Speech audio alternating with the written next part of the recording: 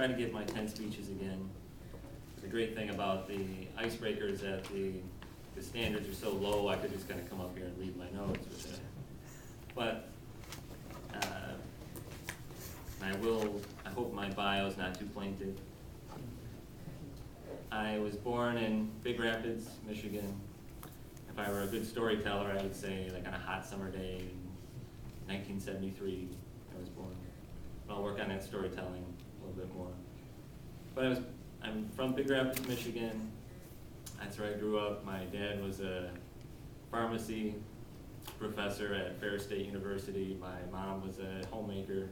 I have a brother and sister. My brother's a police officer, and my sister does human resources.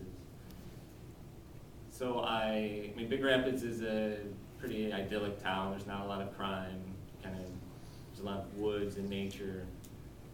So it's pretty safe and comfortable. I had a pretty safe and comfortable environment growing up. I went to Ferris for 2 years, got an associate's in arts, which is fairly useless, and then after Ferris, I went to Michigan State, went to James Madison College, and got a political theory degree, which probably is not very practical either, but that was a lot of fun. I learned a lot. I had some great professors there, and that was at James Madison College, which is a college within Michigan State University. Then I went to graduate school, and then I went to law school. I recently graduated from law school. I worked full time and then went to law school at night. So I'm a licensed attorney. If anybody, I do wills and other stuff on the side. If anybody needs anything done, let me know. But so I live in Mason, Michigan with my wife and daughter, and I work full time. I worked for the legislature for 10 years, and then now I work full time for the Department of Energy, Labor, and Economic Growth. I'm a specialist, and I work for the State Labor Board, basically. So I'll just touch on a few things concerning my personal philosophy and political philosophy, and then if we have time, I'll get to maybe some of my New Year's resolutions and some worries or some other things.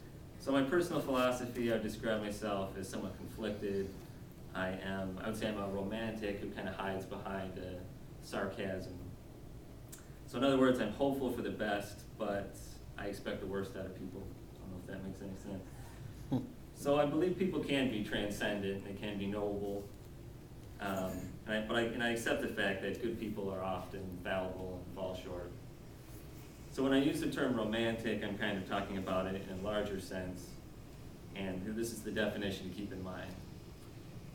And it's, quote, marked by the imaginative or emotional appeal of what is heroic, adventurous, remote, mysterious, or idealized. So that's kind of it's kind of romance in a larger sense, kind of like being in tune with kind of history and kind of the heroic values of the past. More like things like heroic virtues like wisdom and honor and things like that. I reject the cynicism of modernity, which kind of celebrates narcissism and things that are more base and selfish. I hope that we aspire to that which uplifts and inspires. I believe love is what makes us human. On a macro level, it's the civilizing force that builds societies. And on a micro level, it's kind of the source of true happiness. So that's my personal philosophy. My political beliefs are, I generally don't admire political parties. I view parties and politicians as kind of necessary evils. I've been disappointed too many times by politicians, so I just don't put my faith in them anymore. I don't believe politicians are saviors that are going to transform our lives. They're just human like anybody else.